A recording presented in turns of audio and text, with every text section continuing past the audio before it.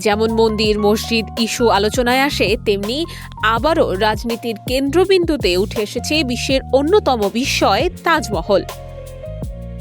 প্রেমের প্রতীক হিসেবে পরিচিত এই স্থাপনাটি কি আসলে শাহজাহানের নির্মিত সমাধি, নাকি এর নিচে লুকিয়ে আছে একটি প্রাচীন হিন্দু মন্দিরের ইতিহাস? বহু বছরের এই বিতর্কে নতুন মোড় এনে দিয়েছে এলাহাবাদ হাইকোর্টের এক নির্দেশ।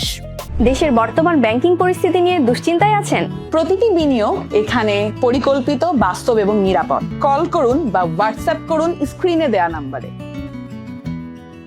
তাজমহলের ভেতরে তেজমহলয় নামে একটি প্রাচীন হিন্দু মন্দির ছিল, এমন দাবিতে করা আবেদনের পরিপ্রেক্ষিতে কেন্দ্র সরকার ভারতের প্রত্নতাত্ত্বিক জরিপ বিভাগ বা ASI এবং সংশ্লিষ্ট পক্ষগুলোর কাছে নোটিশ জারি করেছে এলাহাবাদ হাইকোর্ট।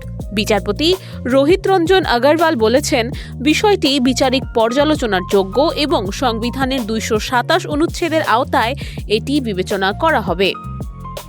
আবেদনকারীদের দাবি, তাজমহলের প্রকৃত ইতিহাস জানতে সেখানে পূর্ণাঙ্গ বৈজ্ঞানিক ও সরেজমিন জরিপ জরুরি। তাদের মতে, স্থাপনাটির ভেতরে থাকা সম্ভাব্য ধর্মীয় প্রতীক ও স্থাপত্য নিদর্শন পরীক্ষা করলে ঐতিহাসিক সত্য আরও পরিষ্কার হতে পারে।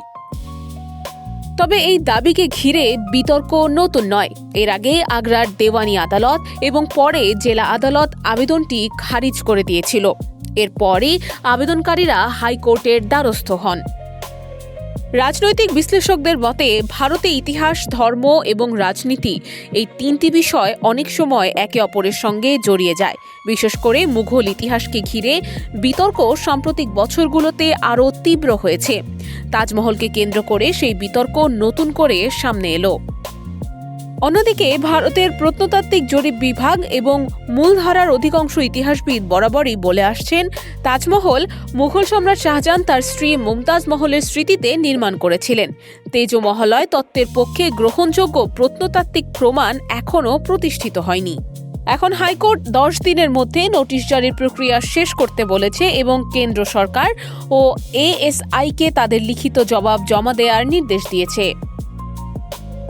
নুসরাত অনন্যা, ডেস্ক রিপোর্ট, এদিন।